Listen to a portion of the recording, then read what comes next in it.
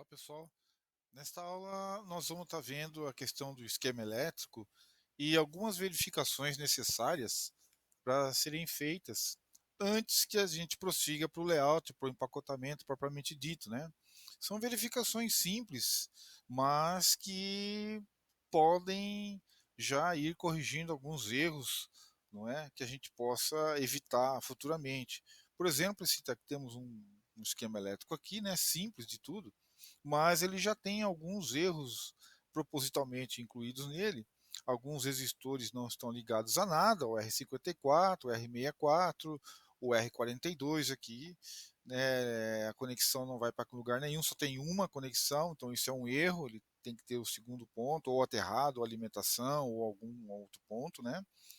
Nós temos aqui componente que não tem ref10 nenhum, por exemplo, aqui, tem componente com ref10 ainda no formato default, invadindo uma área de, de trilha, né, de conexão. Um outro ref10 aqui invadindo o corpo do componente, valor também. E são erros mais estéticos, mas tem erros é, que é necessário que se corrija. Por exemplo, esse net aqui do pino 4 tá sem nome. Então, se está sem nome, mas tem uma bandeirinha, essa bandeirinha indica que esse fio está conectado em um outro circuito e provavelmente até numa outra página. Mas tem que ter nome. Se não tiver nome, o CAD não entende para onde ele vai. Então, o CAD ele só deixa conectado o pino 4 numa única conexão. Isso é um erro. Aqui também no pino 21, 22, 18. Então, esses nets eles têm que ter nomes. Por exemplo, como está aqui no pino 2 e pino 3, RX, TX. Então ele entende que o pino 3, RX, está conectado no pino 9, RX também, não é? Você não precisa levar a conexão até lá, basta uma indicação, uma bandeirinha, só para facilitar. Então, é esse tipo de correção que nós estamos vendo agora.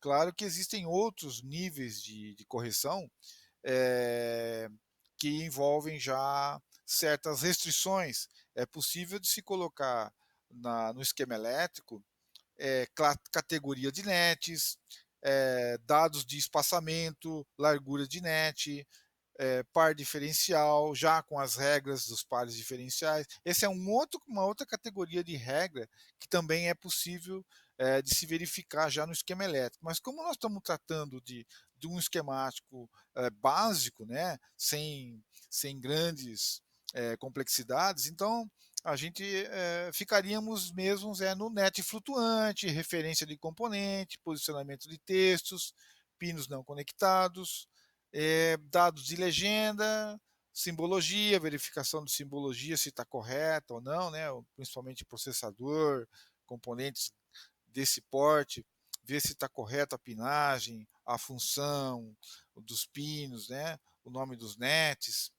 Quando eu falo em legenda, eu falo numa folha padrão e na legenda você tem que ter o nome do projeto, a data, a revisão, o nome do projetista. São dados importantes que vão fazer com que você consiga acompanhar a evolução. Né? Você não pode ter um documento sem data, sem revisão, porque você depois acaba se perdendo e não sabe qual é a última versão.